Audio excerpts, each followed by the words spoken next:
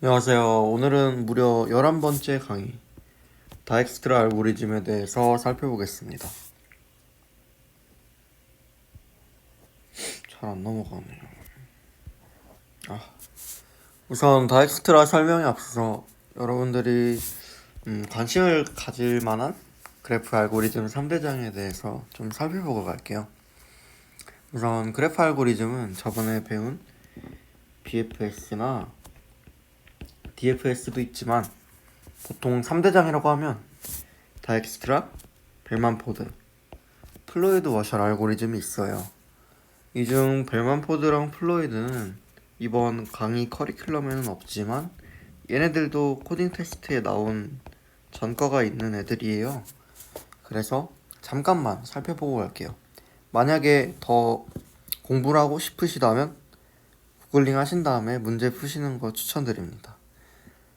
네, 먼저 다엑스트라는 모든 가중치가 0보다 큰 양수이며 한 노드를 기준으로 다른 노드 간의 최단 거리를 찾는 그런 문제에 사용됩니다.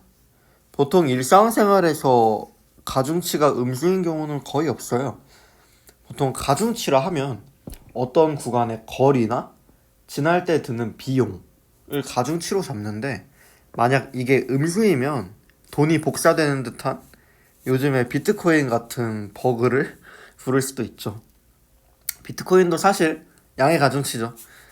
아무튼 그래서 다엑스트라는 이들 중에서 가장 중요한, 왜냐? 실생활에 이용할 수 있기 때문에 가장 중요한 1대장에 자리하게 됩니다. 여기 있네요.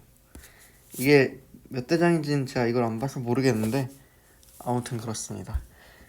그 다음 벨만포드는 음의 가중치도 허용하고 다엑스트라처럼 두 노드 간 최단 거리를 구하는 문제에서 쓰입니다. 하지만 이렇게 음의 가중치도 허용해버리면 다엑스트라보다 좀 무거워지겠죠, 알고리즘이? 맞아요. 시간 복잡도가 늘어나게 되는 겁니다. 하지만 이 음의 가중치를 허용한다는 이런 속성 때문에 이 벨만포드 알고리즘은 음의 사이클을 구하는 문제에서 쓸 수 있어요. 이 음의 사이클 문제는 아까 말씀드린 것처럼 돈 복사 버그 같은 거죠. 도는데 계속 도는데 이득인 거예요. 이런 문제는 좀 문제화 시키기 쉽기 때문에 내는 겁니다. 따라서 음의 사이클 문제에선 벨만포드를 꼭 써야 된다. 다엑스트라로는 안 된다 라는 점을 알아두시면 되고요.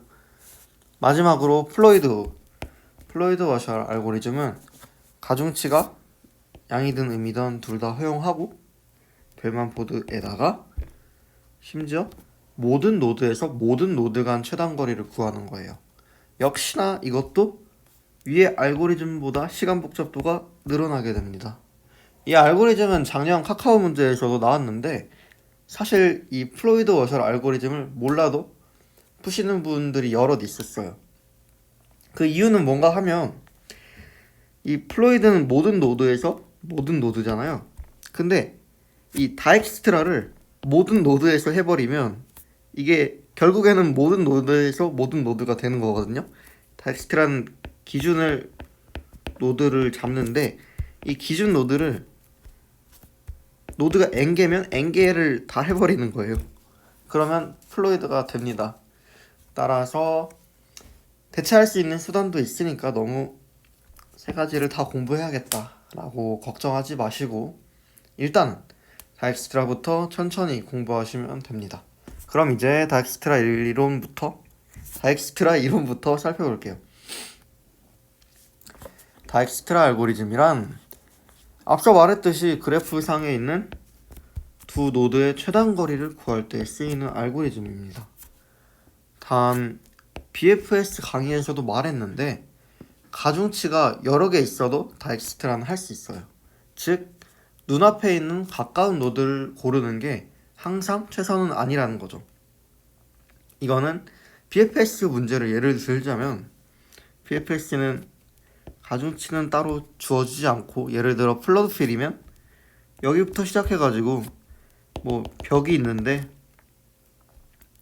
여기까지 가는 최단 거리는 얼마인가 하면 그냥 이 네 방향 탐색을 하면 바로 첫 번째 원에 갈 수 있겠죠.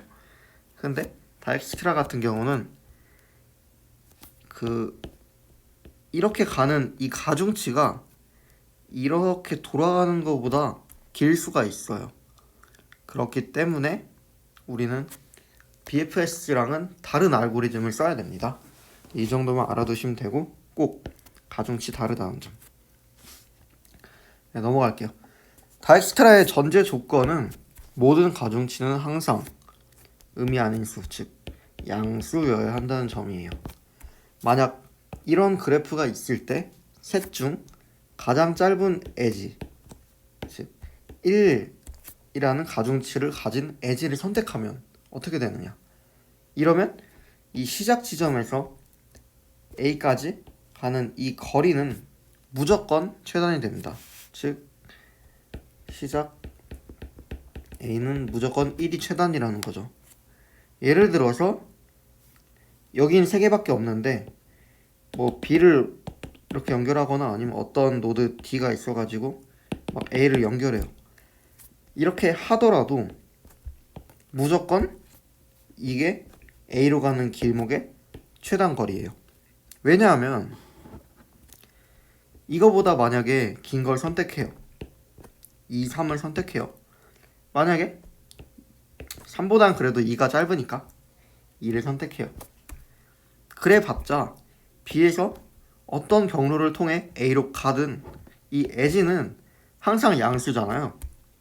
그렇기 때문에 이 셋 중 가장 짧은 에지를 선택하면 이게 답이 됩니다. 이건 시작 지점에서 A로 가는 답이겠죠. 이런 식으로 다엑스트라는 이런 양의 그래프일 때 특성을 이용하게 되는 겁니다. 네, 그럼 이제 다엑스트라 코드를 짜볼 텐데 그 전에 사전 작업 재료를 준비해야겠죠.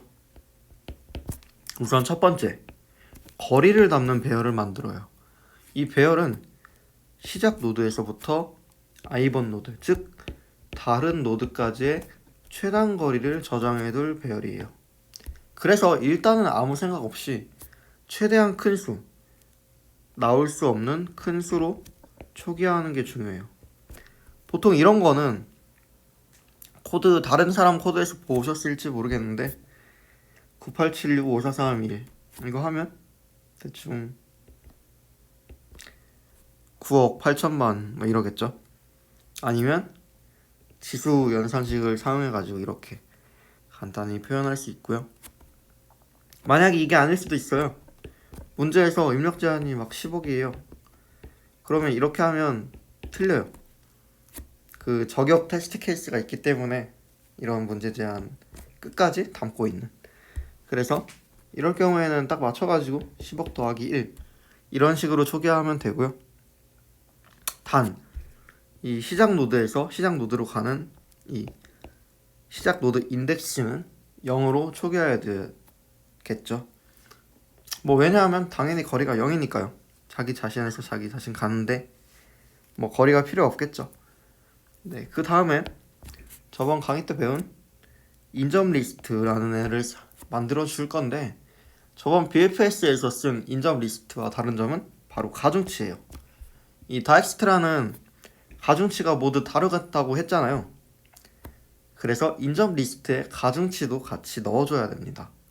이렇게 완성된 인점 리스트는 이렇게 vs는 cost라고 할 때 ss 출발해서 2로 가는, 즉 ss 출발해서 2로 가는 가중치가 코스트인 edge라는 의미를 가집니다. 대부분 다엑스트라 문제는 시작 노드, 도착 노드, 가중치를 쭉 줘요. 모든 에지마다. 그러니까 이걸 그대로 이 인점 리스트에 페어로 푸시하면 되겠죠. 네, 만약에 아직도 인점 리스트 다루시는 법을 모르신다면 그 10장의 그래프 이론 문제를 보시면 됩니다. 네, 다음 넘어갈게요. 이제 재료가 준비됐으니까 시작해 봅시다. 첫 번째로 일단 시작 노드와 연결된 노드들의 최단 거리를 업데이트 해야 돼요. 이 오른쪽 그림에서 위에 표는 이제 시작 노드에서 연결된 노드의 최단 거리를 기록하는 표고요. 이거는 아직 완전히 다 된 건 아니고 모든 다이스트라 과정이 끝나면 이제 정답으로 완성된다는 그런 의미로 받아들이시면 됩니다. 그리고 아래 그래프는 1이 시작이고 시작 노드와 인접한 에지들은 이제 숫자가 나왔고요. 아직 나머지 에지들은 발견하지 못했으니까 아까 초기화한 큰 수로 두었습니다. 네, 그 다음엔 이제 우리가 알고 있는 에지들 빨간색으로 친 1, 5 중에 아직 방문하지 않은 노드, 얘는 둘 다 아직 방문하지 않은 상태겠죠? 이것도 방문한 건 아니에요. 지금은 중 연결된 에지들을 찾고 1, 5 둘 다 포함되겠죠. 이 중에서 가중치가 가장 작은 에지를 연결해요. 이건 1이겠죠. 그러면 이 과정은 우선순위 큐를 이용해서 연결된 에지들을 다 때려박고 맨 위에 에지를 팝하면 되는 건데요. 이거 두 개 1, 5를 우선순위 큐 민힙에 때려 박으면 뭐 그냥 이러겠죠. 그러면 얘가 탑이니까 얘를 팝한 다음에 이제 이어주면 됩니다. 만약에 다 때려 박았는데 막 엄청 많아요. 근데 가장 작은 애가 이 탑에 있는 애가 방문한 노드랑 연결돼 있어요. 그런 경우에는 빼긴 빼는데 이거를 무시하고 컨티뉴 같은 걸로 무시하고 다음 탑을 빼주면 됩니다. 네, 이런 식으로 프라이어티 큐를 사용하면 됩니다. 네, 과정 다시 계속 보여드릴게요. 이게 PPT가 잘 안 넘어가는데 오늘 아침이라서 더 그런 것 같습니다. 이게 넘어가야 될 텐데. 오, 되네요. 네, 세 번째. 이제 1을 받았고 2가 연결됐어요. 그럼 우리가 알 수 있는 거는 그 전으로 좀 넘어갈게요. 진짜 안 넘어가네. 이거 왜 그런지 모르겠는데 아무튼 우리는 이 3번 그림 전에 1, 5, 1을 알고 있어요. 왜냐면 지금 1이랑 2가 연결돼 있으니까 이 그래프와 연결되어 있는 에지는 총 3개인데 이건 썼잖아요. 그러면 얘는 이미 우선순위 큐에 없겠죠. 그럼 지금 우선순위 큐에 있는 거는 1이랑 5. 그럼 1을 빼야겠죠. 1을 빼고 연결해줍니다. 그러면 1, 2, 4가 되겠네요. 그러면 1, 2, 4인 상태에서 우리가 아는 에지들은 1, 1, 2, 5가 돼요. 근데 우리가 첫 번째 아까 이 표를 처음 만들었을 때 이 3이라는 애는 거리가 여기 5랑 연결되어 있기 때문에 5가 됐었어요. 근데 지금은 1, 2, 4를 다 알기 때문에 여기가 더 짧다는 걸 알죠. 1 더하기 1 더하기 2는 4니까요. 그래서 4로 이렇게 초기화하는 겁니다. 물론 이것도 이 주황불이 들어오기 전까지는 이 디스트가 완벽하다고는 보장을 못해요. 그러니까 주황불이 들어온다는 거는 PQ에서 이게 팝이 됐다는 거예요. 이 에지. 그러니까 팝이 됐다는 거는 얘가 진짜 가장 짧다. 얘는 현재까지 나온 에지들 중에서 가장 짧으니까 여기까지 가는 경로는 무조건 최단이다 라는 의미를 가져요. 그러니까 팝하기 전까지는 이걸 모르는데 팝하면 이렇게 주황불 들어오면서 최단이라는 걸 확정된 거죠. 즉 얘네들은 무조건 최단이고 이제 2랑 5가 있으니까 2를 팝해줘요. 그러면 얘도 주황불이 들어오겠죠.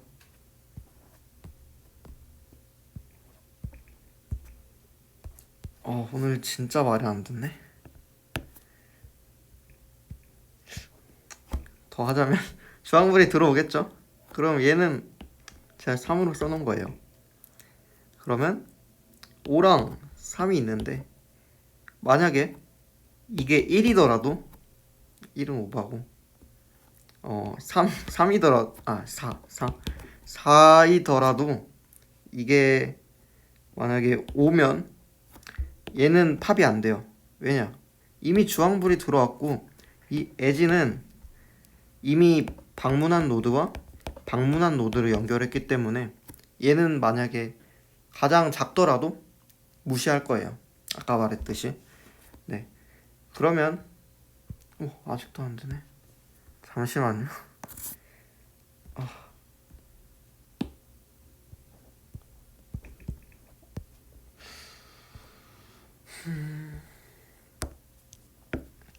네. 그럼 이렇게 되고 이 다음에는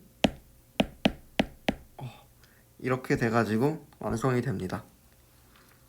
여기까지 왔을 때 모든 노드를 방문했기 때문에 이 표는 확정이 된 거예요.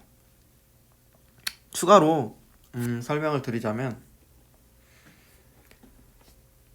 이 다이엑스테라로 구현된 이 그래프는 사실 최소 신장 트리가 될 수 있어요.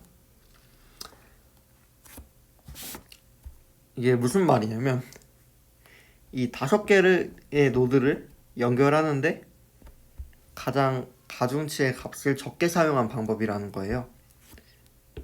이게 MST라는 건데 이것도 한번 살펴보시면 좋을 것 같아요.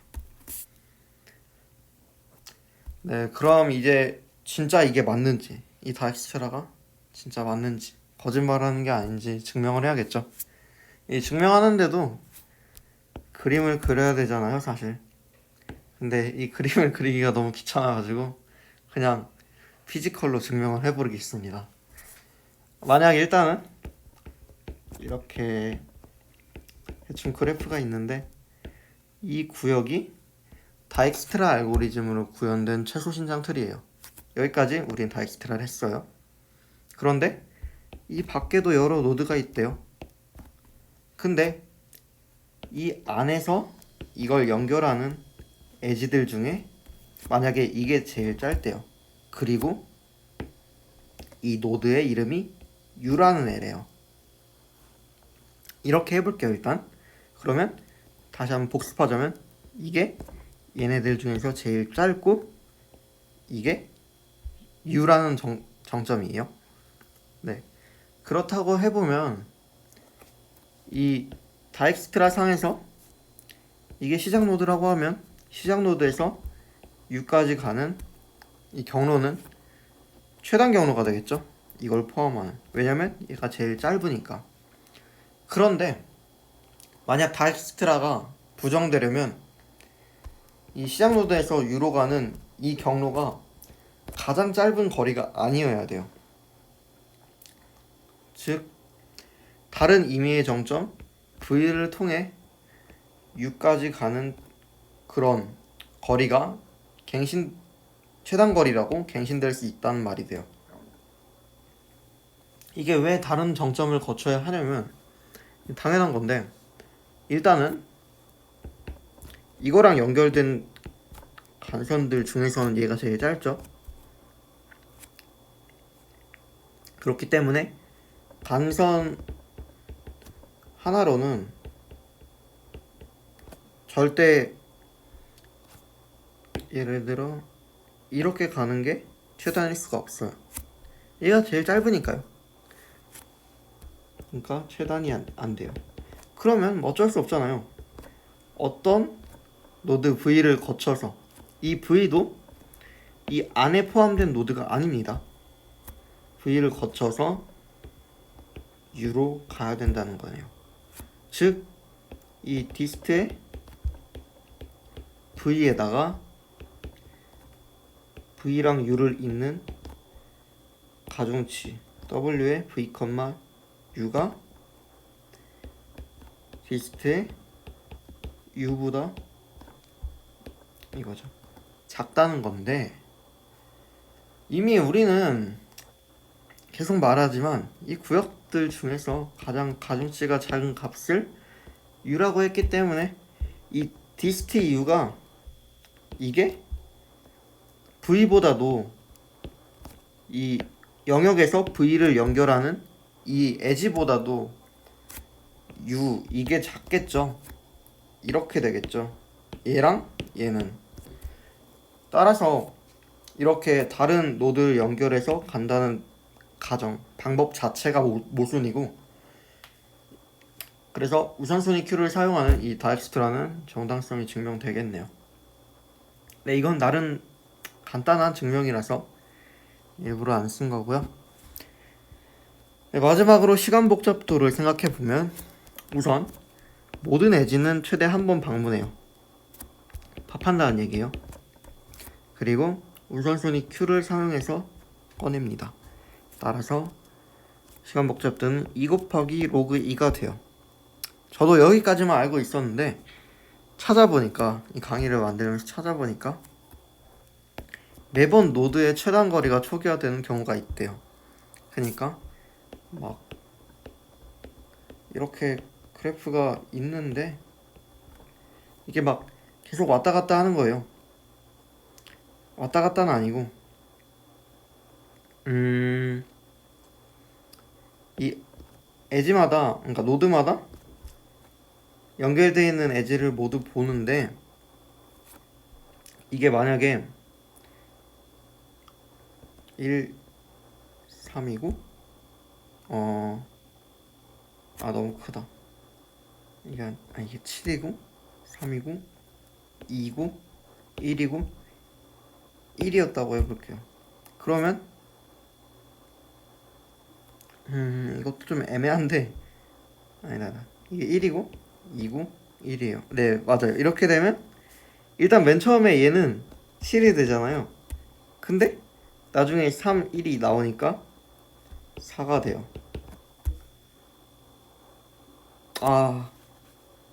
네, 좀 애매한데 아무튼 이게 계속 초기화되는 경우가 있어요. 언제까지? 노드의 제곱만큼. 그렇게 되면 이 v의 제곱은 2보다 클 가능성이 높아요. 왜냐하면 웬만한 문제에서는 이 각 노드마다 두 개를 연결하는 노드를 연결하는 엣지는 하나만 주어진다.